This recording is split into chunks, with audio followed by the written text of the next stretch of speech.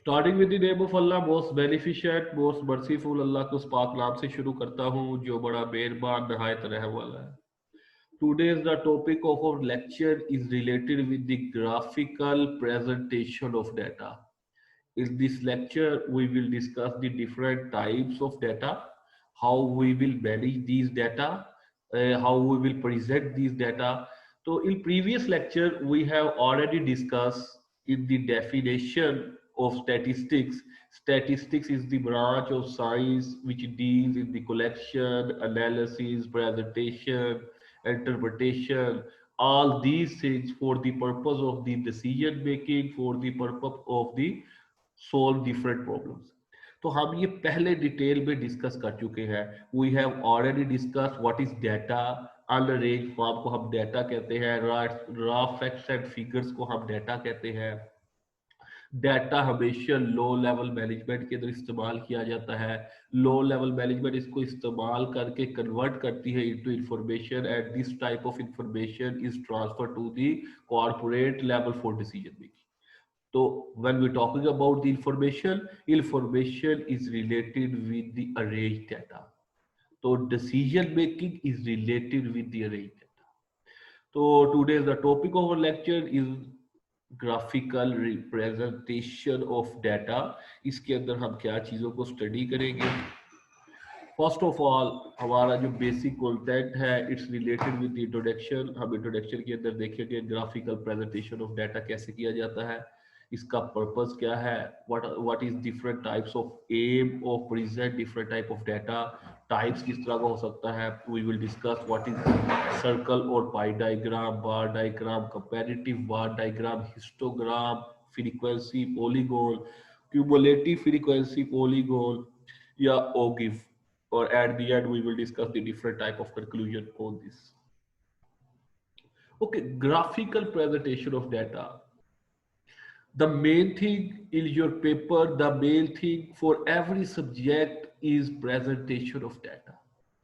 Presentation is one of the most important tool for every student. If you are good in presentation you can get a good marks, and if you will not good in presentation you will not get a good marks. So the first expression, the first impression, the first thinking, the first aim, the first pattern, जो चीज आप डाटे को present कर रहे हैं, पहली चीज क्या जाती है, द डिस्प्ले ऑफ डाटा। एक बंदे ने आपकी प्रेजेंटेशन स्किल्स को देखना है, एक बंदे ने ये देखना कि आप किसी चीज को किस तरह प्रेजेंट करते हैं, द वे ऑफ प्रेजेंटेशन क्या है, आपकी राइटिंग क्या है, आपके पास स्किल्स क्या है, आप ग्राफ किस तरह प्रेजेंट करते हैं। तो हम प्रेजेंटेशन ऑफ डाटा को दो तरह से देखेंगे। The one method to see the presentation of data is display of data. एक तो हमारे पास ये मेथड है कि हम प्रेजेंटेशन ऑफ डाटा को देखें कि जो आप रिटन में लिखते हैं, डिस्प्ले करते हैं, विजुअल करते हैं, तो वो हम रिटन राइटिंग करते हैं, हैंड राइटिंग से लिखते हैं। दूसरा present of data statistics is related with different types of diagram. जब स्टैट में बात करते हैं हम प्रेजेंटेशन ऑफ डाटा, तो हम presentation of data is related with different diagram, कि हम कैसे डायग्राम को प्रेजेंट करेंगे, हम डायग्राम को दिखा के कैसे हम डिसीजन मेकिंग करेंगे, हम डायग्राम की मदद से अपने आप को कैसे बचा सकते हैं, हम डायग्राम की मदद से इतना लंबा कैलकुलेशन करें, और on the basis of that data we will make one diagram, and on the basis of that diagram we will able to make some decisions. तो अब बात आती है कि होता क्या है ग्राफिकल प्रेजेंटेशन ऑफ डाटा, होता क्या है। अ graphical presentation of data is a visual display of data. हम दिखाएंगे किसको, डाटे को। कौन से डाटे को, this data is related with the statistical results. क्यों, when we talking about the statistical analysis, तो हम बात भी स्टैट की करेंगे। जब हम इंग्लिश की बात करेंगे तो हम उस तरह देखेंगे, लेकिन फिलहाल हमने ग्राफिकली प्रेजेंटेशन क्या हो गया, एक डिस्प्ले हो गया, जो कि हमने दिखाना है, किस चीज के डिस्प्ले को दिखाना है, डिफरेंट स्टैटिस्टिकल रिजल्ट को। क्यों दिखाना है, it is more often and effective than presenting data in tabular form. इससे बेहतर कि हम डाटे को किसी और फॉर्म में प्रेजेंट करें या डाटे को डिसीजन मेकिंग के लिए आगे किसी के आगे डायरेक्टर्स के आगे रखें, तो हमारे लिए बेहतर है कि हम कोई डायग्राम्स को बनाए, कोई चीज को बनाए, उसको हम ग्राफिकल प्रेजेंट करें और प्रेजेंट करके अपने रिजल्ट्स को उसके ऊपर इंप्लीमेंट करके दिखा दें कि हमारा रिजल्ट आया है। तो on the basis of that result the upper management will able to some decisions, तो उसके ऊपर क्या करेगी, अपर मैनेजमेंट डिसीजन ले लेगी। तो अब there are the different type of graphical presentation, एक तरह का डाटा प्रेजेंट नहीं किया जा सकता। Statistics have different tools of presentation of data, we can use any one of that tool जो हमें बेहतर लगता है। There are the some reason we can use pie chart, और उसके अलावा कुछ ऐसी रीजन होगी स्टैटिस्टिक के अंदर हम बार चार्ट को यूज कर लेंगे, कुछ ऐसी रीजन होगी हम कुछ और डाटा को यूज कर लेंगे। तो these depends on the nature of the data and the nature of the statistical result. तो हमें first of all we have to decide क्या what is the nature of the data, हमें डाटे की नेचर को डिस्क्राइब करना पड़ेगा, बयान करना पड़ेगा, देखना पड़ेगा। And the second most important thing कि स्टैटिस्टिकल रिजल्ट की नेचर क्या है, दोनों का कंपैरिजन इज वेरी इंपॉर्टेंट। इन दो कंपैरिजन की बेस में we will able to present our data. कैसे देखते हैं इसको हम। ओके, पर्पस क्यों हमें कुछ डाटे को कैटेगरिकल डिफाइन करना है, हमें कुछ डाटे को कंपेयर करना है ओवर टाइम के मुताबिक, हमें कुछ परसेंटेज को बताना है कंपैरिजन करके, ये बीकॉम की परसेंटेज है, ये डीपीटी की परसेंटेज है, ये एचएनडी की परसेंटेज है, ये इंग्लिश वालों की परसेंटेज है। हमें दो लोगों के, दो वेरिएबल्स के, दो क्लासेस के रिलेशनशिप को कैलकुलेट करना है। तो हमें क्या करना पड़ेगा, हमें जाना पड़ेगा graphical presentation. Types of graphical presentation क्या हो सकती है, there are the many types of graphical presentation, but the question arises how we select कि हमने सर्कल और पाई डायग्राम को बनाना है, बार को बनाना है, कंपैरेटिव बार को बनाना है, हिस्टोग्राम को बनाना है, या फ्रीक्वेंसी पॉलीगॉन को बनाना है। तो स्टैटिस्टिक के अंदर तो ये सारे प्रेजेंटेशन के मेथड है, we can use any one of that. हम इन डेटाबेस से किसी डाटे को इस्तेमाल करके प्रेजेंट कर सकते हैं, किसी भी डाटे को।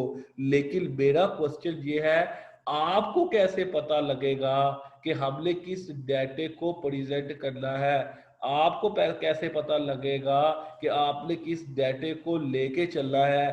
तो आपको ऐसे पता लगेगा, इन द प्रीवियस स्लाइड जो इंट्रोडक्शन था उसके अंदर मैंने आपको पहले बता दिया कि जो प्रेजेंटेशन है आपने करनी है विच इज, जो कि डिपेंड करेगी किस चीज पर, नेचर पे डाटे की, जो डिपेंड करेगी स्टैटिस्टिकल की नेचर पर। तो जब हमें ये पता लग जाएगा कि डाटे की नेचर क्या है, डाटे को प्रेजेंट कैसे करना है, तो हमें ये भी पता लग जाएगा कि डाटे को लेके कैसे चलना है। तो टाइप्स ऑफ ग्राफिकल प्रेजेंटेशन के अंदर ये सारा ग्राफिकल प्रेजेंटेशन को टाइप्स है। अब इन टाइप्स को वन बाय वन डिस्कस करते हैं। तो first type of presentation of data is circle or pie diagram. A pie chart displays data as a percentage of the whole. तो जब हम पाई चार्ट को दिखाएंगे तो हमें एक तो परसेंटेज आ जाएगी, और अब उस परसेंटेज के अंदर से हम एक पाई को सिलेक्ट करेंगे, सिलेक्शन को देखेंगे और उसको लेबल करेंगे कि जनाब ये क्लास इसकी परसेंटेज है, ये क्लास इसकी परसेंटेज है, ये क्लास इसकी परसेंटेज है। यहाँ तो आपको डायग्राम प्रेजेंट करके दी गई, लेकिन पेपर में आपको ये खुद बनानी होगी, खुद आपको दिखानी होगी। क्वेश्चन आएगा और रिलेटेड ऑफ पाई डायग्राम, तो आपको ये डाटे को पुट करके बताना पड़ेगा कि ये किस तरह है। ये हम नेक्स्ट लेक्चर के अंदर समझेंगे कि हम इसको कैसे डिस्क्राइब करेंगे। तो बेटा पाई चार्ट जो चार्ट है वो डिस्प्ले करता है परसेंटेज को, किसकी, पहले तो पूरी परसेंटेज को, फिर उसका आगे सेग्रीगेशन को। अब हम लेट्स सी द एग्जांपल। ये हमारे पास एक पाई डायग्राम है जो कि ये बताती है number of students in E subject. जो हमारे पास ब्लू रंग के जो है वो है साइंस के स्टूडेंट्स, जो रेड में है वो है आर्ट्स के स्टूडेंट्स, जो हमारे पास येलो में है वो है इंग्लिश के स्टूडेंट्स, जो हमारे पास इस कलर में है जो वो है मैथ्स के स्टूडेंट, जो हमारे पास ये कलर तेज जो है वो ब्राउन कलर उसमें है कॉमर्स के स्टूडेंट, और जो हमारे पास ऑरेंज कलर है वो हमारे पास ये पिंक कलर है ये रिलेटेड विद द मेडिसिन। तो ओवरऑल हमारे पास क्या आ गया, परसेंटेज आ गई। हमने इस परसेंटेज पर हमें इस परसेंटेज को क्या करना है, हमने इस परसेंटेज को डिस्क्राइब करना है one by one. For example हमने कहा जनाब साइंस की हमने परसेंटेज निकाल दी, वो कितनी आ गई, साइंस के हमारे पास स्टूडेंट्स कितने थे 500। सबसे पहले आपने स्टूडेंट्स का कर लेना टोटल, ये 500 हो गया, ये 300 हो गया, ये 450 हो गया, ये 100 हो गया, ये 100 हो गया, तो 500 ये हो गया, 600 700 850 9 10 11 12 1300 और 300 1600 टोटल। फॉर एग्जाम्पल हमारे पास जो है 1600 लोग आगे बचे आगे। अब टोटल 1600 स्टूडेंट्स के अंदर से 500 स्टूडेंट के साइंस के थे फॉर एग्जाम्पल, तो हमने इसको टोटल पे डिवाइड किया तो हमारे पास एक परसेंटेज आ गई 32%। उसके बाद 300 हमारे पास आर्ट्स के थे, उसको टोटल पे डिवाइड किया तो परसेंटेज क्या आ गई 19%। इसी तरह इंग्लिश के 450 थे, इसको टोटल पे डिवाइड किया तो परसेंटेज क्या आ गई 28%। इसी तरह हमारे पास जो मैथमेटिक्स के स्टूडेंट्स थे वो थे 100 को टोटल पे डिवाइड किया तो हमारे पास परसेंटेज आ गई 6%। इसी तरह कॉमर्स के हमारे पास स्टूडेंट थे 150, तो टोटल पे डिवाइड किया तो 9%। मेडिसिन के हमारे पास स्टूडेंट थे हमारे पास 100, तो इसको डिवाइड किया तो 6%। तो ओवरऑल हमारे पास 100%। इन सब परसेंटेज को जब आप कैलकुलेट करेंगे तो हमारे पास जो टोटल परसेंटेज आएगी वो 100% आएगी।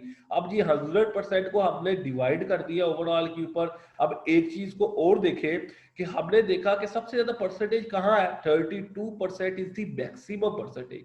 तो इसका पाई चार्ट थोड़ा सा बड़ा कर दिया, और उसके बाद हमारे पास कहाँ स्टूडेंट आ गए 450, उसका पाई चार्ट उससे थोड़ा सा स्मॉल कर दिया। उसके बाद हमारे पास तीसरे परसेंटेज कौन सी आ गई 300, उसका पाई चार्ट हमने इस तरह दिखा दिया। इस तरह हमने पाई चार्ट का सिर्फ आपको व्यू करने का मकसद ये है कि आपको पता लगे कि किस तरह हम पाई चार्ट को डिस्क्राइब करते हैं और कैसे हम प्रेजेंटेशन करते हैं, कैसे हम इसको दिखाते हैं, ताकि हमें ये पता लग जाए। अब अगर आपको मैं ये डाटा वैसे देता तो शायद आपको समझ ना आती, लेकिन अब परसेंटेज से आपको ये पता लग गया है कि इस कॉलेज के अंदर सबसे ज्यादा बच्चे साइंस के बैठे हैं, तो अगर मैंने कोई डिसीजन मेकिंग कर ली है तो सबसे ज्यादा किस पर फोकस करूंगा, साइंस के स्टूडेंट पे।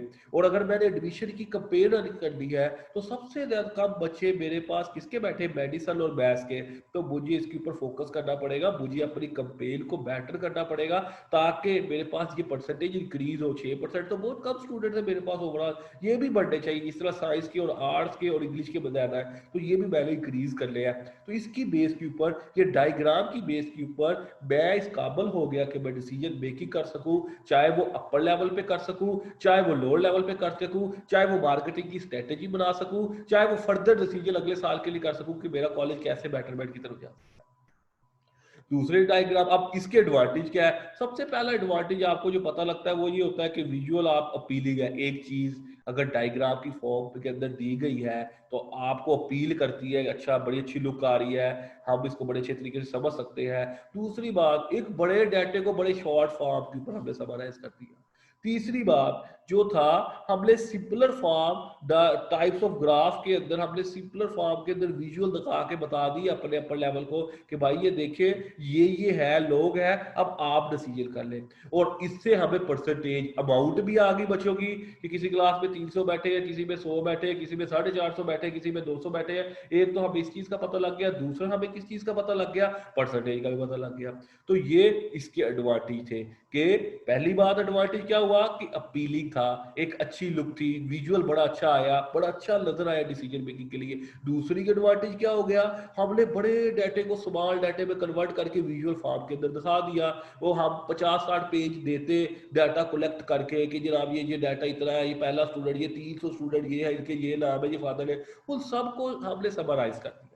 तीसरी बात हमें क्या हो गया कि हमने ये देखा कि जो डाटा बहुत ज्यादा बड़े ग्राफ के अंदर आना चाहिए था उसे हमने अपनी अक्ल से पाई चार्ट के अंदर शो करा के दिखा दिया। और चौथी मेन इंपॉर्टेंट थी, हमने दो चीजें दिखाई, ईच कैटेगरी की परसेंटेज भी बता दी और अमाउंट भी बता दी कि इस क्लास के अंदर मेडिसिन की इतने बच्चे हैं, 100 बच्चे हैं और ये 6% बनता है। तो on the basis of facts and figure we will able to take decision. अब इसका डिसएडवांटेज क्या हो गया? डिसएडवांटेज के अंदर जो है वो पहला डिसएडवांटेज तो ये हो गया कि numerical data, no exact numerical data, यानी कि वो डाटा हर बच्चे की डिटेल वगैरह हम इसके अंदर नहीं कर सके कि एक बच्चे की टोटल डिटेल है, इसके जनाब इतने मार्क्स आई, ये आया वो है, नहीं हमने समराइज फॉर्म को यूज किया। दूसरी बात, हम इसको कंपेयर कर नहीं सके, to compare two different sets. एक सेट नहीं होता, स्टैटिस्टिक के अंदर डिफरेंट सेट्स है, हम आगे देखेंगे किस तरह सेट्स बनते हैं, तो हम उसको कंपेयर करना थोड़ा सा टफ हो गया, कर लेंगे लेकिन टफ है। उसके अलावा हमें ये नहीं पता लगा कितनी वैल्यू अनलोड रहेगी जो हमने डायरी पुट किया। मुमकिन है 5 ड्रॉप आउट हो गए हो, 5 पास आउट हो गए हो, 5 का रिजल्ट आ गया हो, तो वो सारी चीजें इसके अंदर नहीं हो सकी, इसके अंदर हम यूज नहीं कर सके। और उसके बाद ये डिस्क्रीट डाटा, हम सिर्फ डिस्क्रीट डाटा के ऊपर काम कर रहे हैं, कंटिन्यूअस वैल्यू के ऊपर, कंटिन्यूअस डाटा के ऊपर हमने काम नहीं किया। जो डिस्क्रीट था खत्म हो गई, वैल्यूज हमारा एंड हो गया, on the basis of that हमने फैक्ट्स एंड फिगर इकट्ठे किए और हमने बता दिया। लेकिन इसके अंदर कंटिन्यूअसली नहीं है, हम अगली दफा डिसीजन किस तरह करेंगे, किस तरह लेके चलेंगे, वो थोड़ा सा कंफ्यूज कर देगा डाटा। दूसरी हमारे पास डायग्राम होती है bar diagram. Bar graph are commonly used to show the numbers or proportion of nominal or ordinal data which process a particular attribute। अच्छा, अब ये होता क्या है?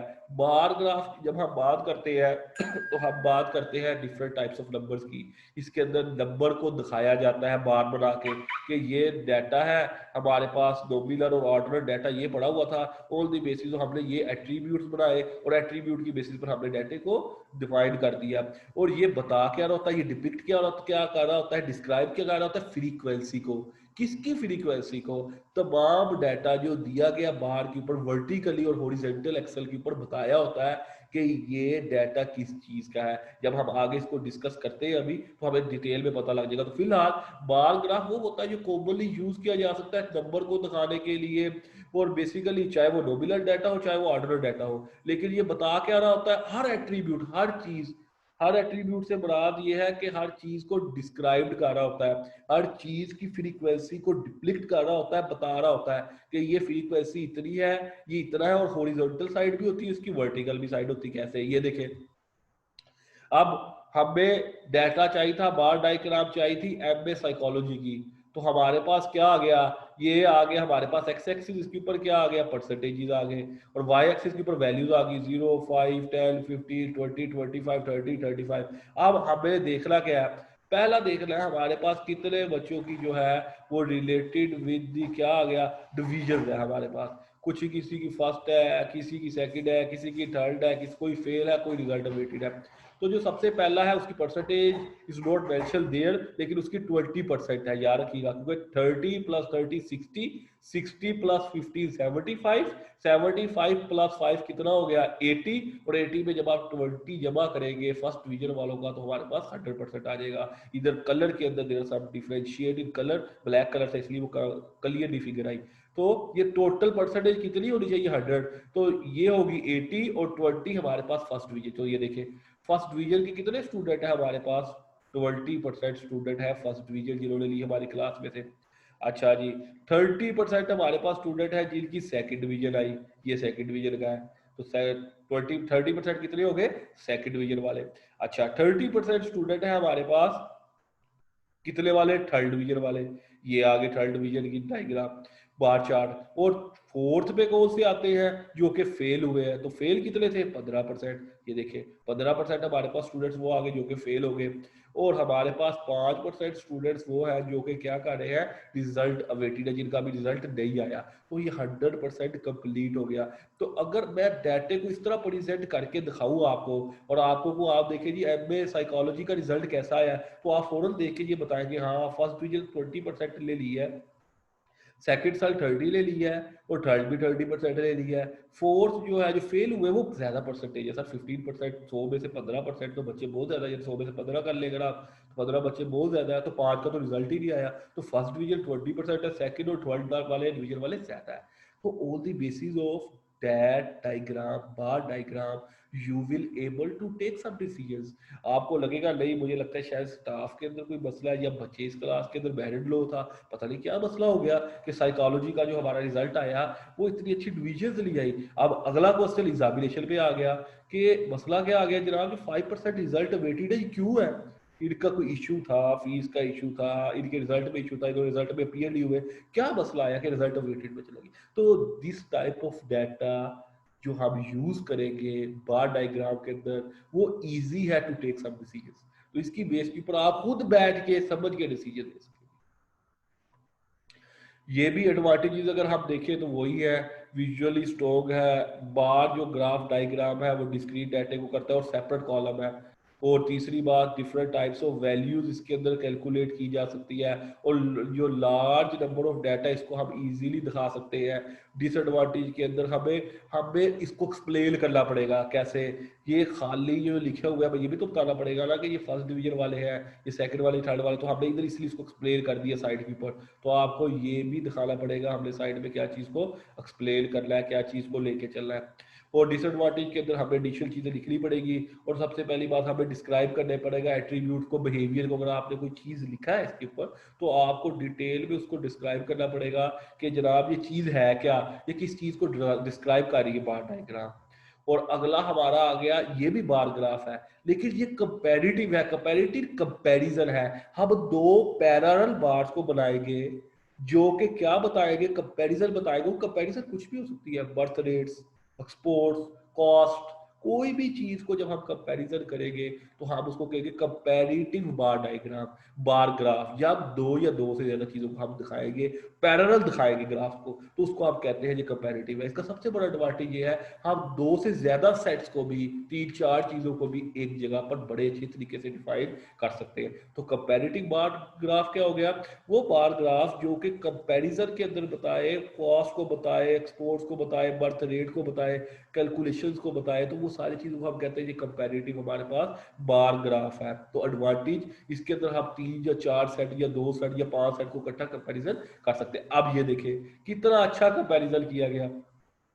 अब हमने पहला कंपैरिजन किया था डिवीजन का, ये फर्स्ट डिवीजन के इतने परसेंटेज है, सेकंड इतने आए, थर्ड इतने आए, फेल इतने हुए, रिजल्ट में इतने आए। अब हमारा अगला कंपैरिजन हुआ, हाँ भाई फर्स्ट डिवीजन तो आई, आप कंपैरिजन करके बताएं फर्स्ट डिवीजन में कितने बॉयज हैं और कितनी गर्ल्स हैं, सेकंड डिवीजन में कितने बॉयज हैं और कितने गर्ल्स हैं, थर्ड डिवीजन में कितने बॉयज हैं कितने गर्ल्स हैं, फेल होने में कितने बॉयज हैं कितने गर्ल्स हैं, और जो रिजल्ट वेटेड थे उसमें कितने बॉयज और कितने गर्ल्स हैं जो अदर्स में डाल दिए। अब देखें फर्स्ट डिवीजन के अंदर 20 हमारे पास बॉयज थे और 30 हमारे पास गर्ल थी, यानी 50 में से 20 जो लड़के थे उनका फर्स्ट डिवीजन आई और 30 लड़कियों का फर्स्ट डिवीजन आई। और इसी तरह सेकंड डिवीजन के अंदर 35 गर्ल्स है और 30 बॉयज है। और थर्ड डिवीजन के अंदर देखें 30 जो हमारे पास है वो बॉयज है और 20 गर्ल्स है। और फेल कितने हुए, 15 बॉयज फेल हुए, 10 गर्ल्स फेल हुए। और रिजल्ट वेटेड कितने हैं, वो 5-5 है दोनों। तो ये अब हर डिवीजन का कंपैरेटिव मैंने करके बताया आपको कि बॉयज एंड गर्ल्स का ये कंपैरिजन है मेरे कॉलेज के अंदर। ये मेरे पास इतने बच्चे, 50 बच्चे जो है वो फर्स्ट डिवीजन के अंदर है, उसमें से इतने बॉयज इतने गर्ल्स थे। और 65 मेरे पास सेकंड डिवीजन में आए, इतने बॉयज से इतनी गर्ल्स थी। और 50 मेरे पास जो है वो 12th डिवीजन में आए, इतने बॉयज से इतनी गर्ल्स थी।